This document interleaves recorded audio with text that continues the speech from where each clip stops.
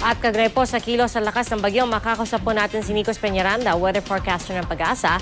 Ginoong Peñaranda, magandang tanghali po. Magandang tanghali sa iyo, Pia.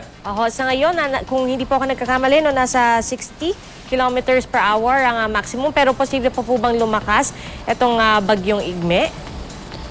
Yung kanyang pinakamalakas na hangin malapit sa gitna ay 105 kilometers per hour at may pagbugso ito na umaabot na 135. Okay.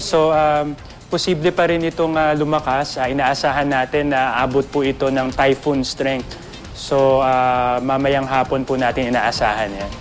Alright. Pero yung sinasabi kasi, di ba yung signal number 1 sa Isabela at Cagayan, sinasabi yung hangin doon na strong enough at 30 to 60 kph yung mararamdaman, strong enough para matangay ang isang nipahat. Pero ito ba, pwede pang magbago? Base sa distansya nitong bagyo, si Igme, at itong kanyang tinatahak na direksyon, nakikita natin na mataas ang possibility na maintained lang po yung signal number 1 nung sa mga lalawigan pong nabanggit.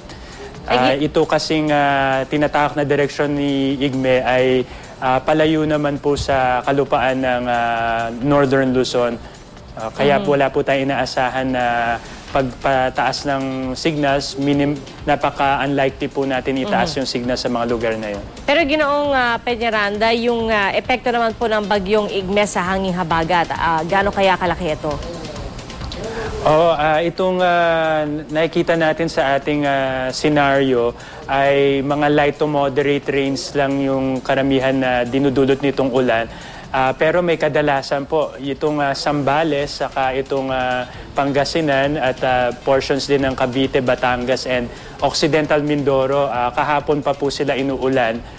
Hindi lang po nakaka-penetrate inland yung mga ulan, kaya wala masyadong hindi po nakakaranas masyado ng ulan dito sa Metro Manila saka nalalabing bahagi ng Central Luzon. Subalit asahan po natin na patuloy pong ulanin yung mga lugar pong nabanggit at itong inaasahan nga natin na papasok itong isang sama ng panahon. Pag pumasok po yan si Julian, tatawagan po nating Julian, maaring pong hilahin nga nito yung habagat.